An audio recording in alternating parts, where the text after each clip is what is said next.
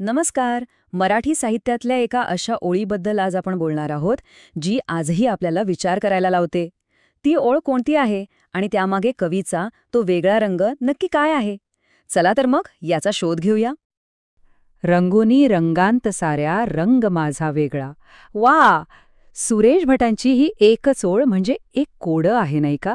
म्हणजे विचार करा, सगळ्या रंगांमध्ये मिसळून सुद्धा स्वतःचा रंग वेगळा ठेवणं, याचा नेमका अर्थ काय असेल? कवीला नक्की कोणता वेगळा रंग म्हणायचा आहे? चला, याच प्रश्नाच्या अगदी मुळापर्यंत जाऊया. आणि हे शब्द ज्यांनी लिहिले आहेत ते आहेत गझलकार सुरेश भट, ज्यांनी मराठीमध्ये एका खास काव्य प्रकाराला एक नवी जबरदस्त ओळख दिली. खरं तर त्यांना समजून घेतल्याशिवाय या कवितेचा आत्माच आपल्याला कळणार नाही. तर सुरेश भट म्हणजे 1932 ते 2003 हा त्यांचा कार्यकाळ. ते फक्त एक कवी नव्हते, तर एक पत्रकार आणि संपादकही होते. पण त्यांची सगळ्यात मोठी ओळख म्हणजे मराठी गझलचे सम्राट.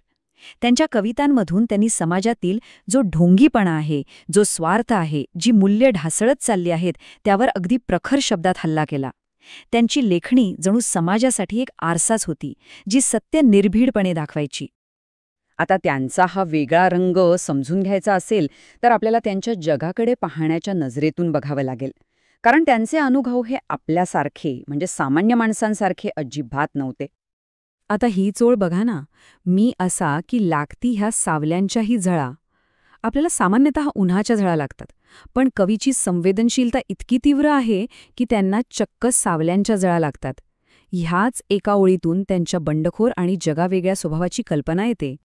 यावरून एक गोष्ट अगदी स्पष्ट होते, कवीचं जग आपल्या जगापेक्षा अगदी उलटं आहे.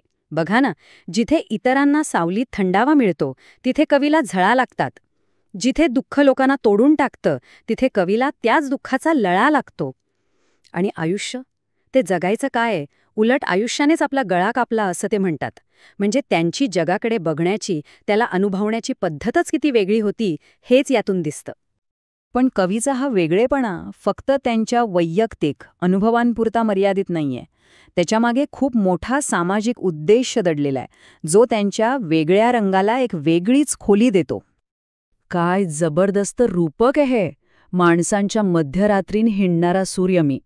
कवी स्वतःला माणसांच्या आयुष्यातल्या मध्यरात्री म्हणजे अंधारात फिरणारा सूर्य म्हणवतात. ही एकच ओळ त्यांच्या आयुष्याचं पूर्ण सार सांगून जाते. साहजिक आहे, प्रश्न पडतोच की मध्यरात्री सूर्य कसा काय उगवेल? पण हाच प्रश्न आपल्याला ह्या ओळीच्या आत दडलेल्या त्या खोल प्रतिकात्मक अर्थाकडे घेऊन जातो. तर मग काय हा मध्यरात्रीचा सूर्य? हा सूर्य म्हणजे दुसरं तिसरं काही नसून कवीची सामाजिक बांधिलकी आहे. ज्या लोकांचं आयुष्य अंधाराने, नैराश्याने भरलेलं आहे, त्यांच्यासाठी एक आशेचा किरण बनून पेटून उठण्याची ही एक तीव्र इच्छा आहे. आणि त्यांचं हे जळणं, हा संघर्ष स्वतःच्या प्रसिद्धीसाठी नाहीये, तर इतरांच्या आयुष्यात उजेड आणण्यासाठीचा एक सोहळा आहे.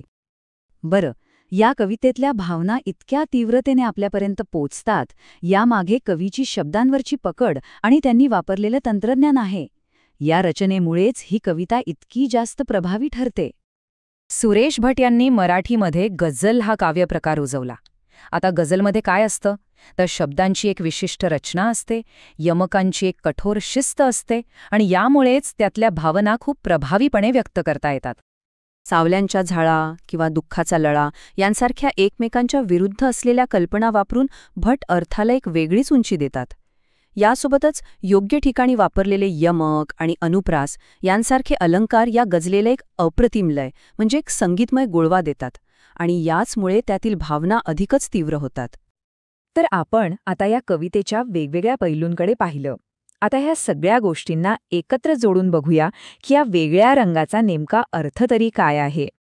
तर कवीचा हा वेगळा रंग 3 गोष्टींनी बनलेला आहे.